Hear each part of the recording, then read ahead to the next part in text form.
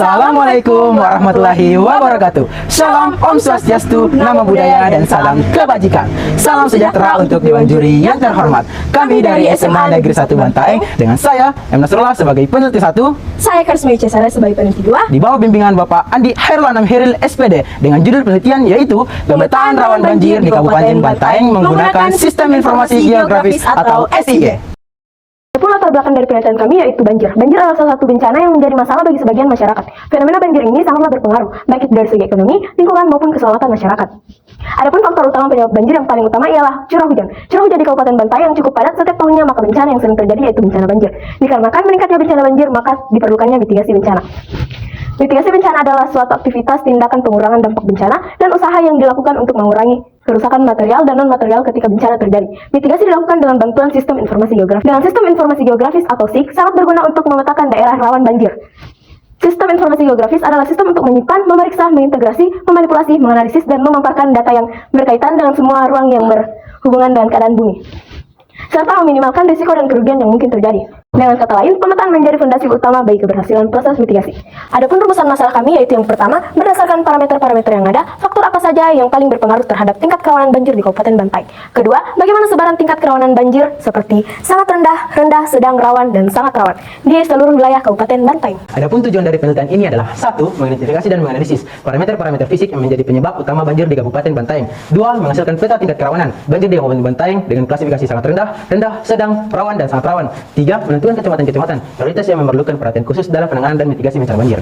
Adapun metode penelitian yang pertama, lokasi dan waktu. Berlokasi di seluruh wilayah administrasi di Kabupaten Bantaeng. Waktunya dimulai pada 7 Agustus sampai 31 Agustus. Alat dan bahan yang pertama yaitu perangkat keras atau hardware seperti komputer dan laptop. Yang kedua, perangkat lunak SIG, misal ArcGIS atau QGIS. Yang ketiga, data seperti peta batas administrasi Kabupaten Bantaeng, data digital elevation, peta penggunaan lahan, peta jenis tanah, dan data curah hujan rata-rata tahunan dari stasiun-stasiun hujan terdekat. Adapun prosedur penelitiannya, yang pertama yaitu studi persiapan, 2. Pengumpulan data, 3. Pengolahan data awal, dan 4. Analisis data. Berikut adalah peta curah hujan di Kabupaten Bantaeng dan data dari stasiun curah hujan yang ada di Bantaeng. Curah hujan di Bantaeng beragam mulai dari sangat rendah hingga sangat tinggi, tapi mayoritas masuk kategori sedang dan tinggi itu di Kecamatan Bisapu, Bantaeng, Kecamatan Yantara Keke, dan Kecamatan Pak Jukukan. Curah hujan yang paling tinggi yaitu di Kecamatan Tompo Bulu, sedangkan curah hujan yang paling rendah yaitu di Kecamatan Pak Jukukan. Peta kemiringan lahan atau kelerengan dan nilai klasifikasi kemiringan lahan di Kabupaten Bantaeng.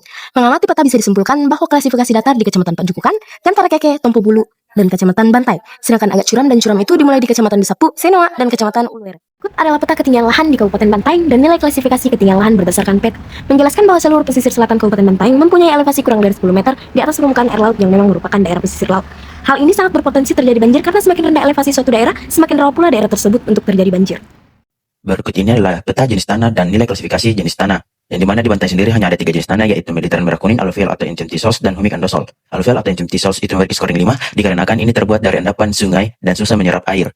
Berikut ini adalah peta penggunaan lahan dan nilai klasifikasi penggunaan lahan. Bisa kita lihat sendiri pemukiman memiliki scoring 5 dikarenakan alih fungsi jalan dan banyaknya permukaan kedap air seperti jalan beraspal, beton, dan bangunan.